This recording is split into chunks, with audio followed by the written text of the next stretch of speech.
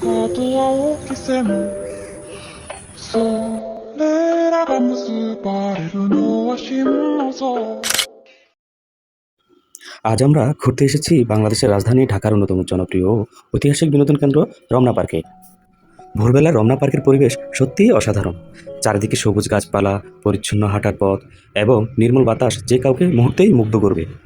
Ramna park ঢাকার কেন্দ্রস্থলে অবস্থিত এবং এটি নগরবাসীর জন্য একটি গুরুত্বপূর্ণ সবুজ ও মুক্ত স্থান।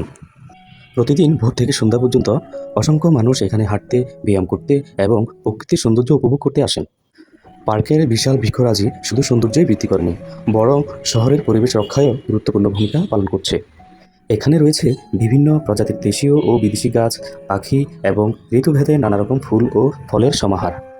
ভোরের সময় পার্কের পরিবেশ সবচেয়ে বেশি শান্ত ও মনোরম থাকে। পাখির ডাক, গাছের পাতার মৃদু শব্দ এবং সকালের শীতল বাতাস এক ভিন্ন রকম প্রশান্তি এনে দেয়।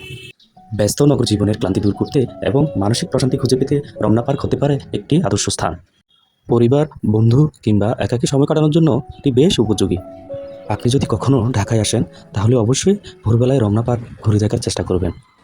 প্রকৃতি প্রেমীদের জন্য এটি নিঃসন্দেহে একটি চমৎকার অভিজ্ঞতা হতে পারে।